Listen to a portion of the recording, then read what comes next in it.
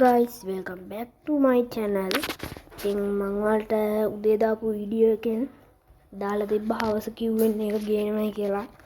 දැනට මගේ subscribersලා 26ක් ඉන්නවා.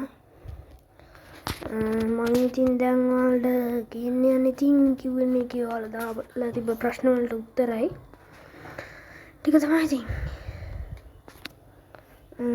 අපි බලමු පළවෙනි ප්‍රශ්නය. නම PH විදූෂ කවින් සලදිය, ගම කිරුණුගේ, වයස අවුරුදු 12යි. මූණ පෙන්වන්න බෑ.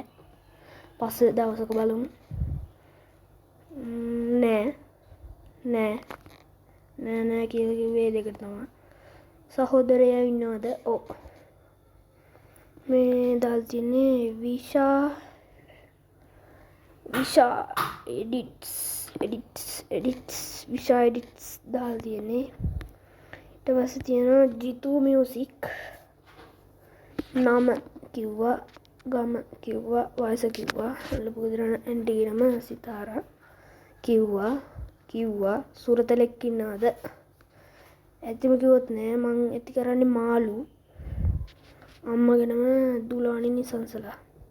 තාත්තගේ නම සුජීව සම්පත්. සහෝදරයෝ ඉන්නවද? ඔව්. නම මොනවද? සිතූෂ කවිෂ්ණ ඉන්නවද? පිස්සු දාතල ඇති.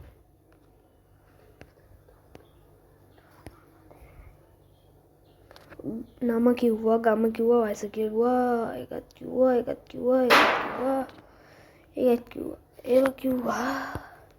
ඊට පස්සේ නම කිව්වා, වයස අවුරුදු 12යි කිව්වා, ගම කිව්වා, ඉස්කෝලේ ගබන්දුල සේනාධීර මහාවිද්‍යාලය, වසර 7 වසර. කන්ග්‍රැචුලේෂන් 20ට මටත් උදව්වක් දෙන්න. ඕකේ. එයාවත් channel එකක් තියෙනවා, එයාව සබ්ස්ක්‍රයිබ් කරන්න. සබ්ස්ක්‍රයිබ් නම ඒකේ නම එච්චරයි දාලා තියෙන්නේ. ඊට පස්සේ අපි SL ගේමින් පොඩ්ඩක් දාලා තියෙනවා. නම කිව්වා, ගම කිව්වා.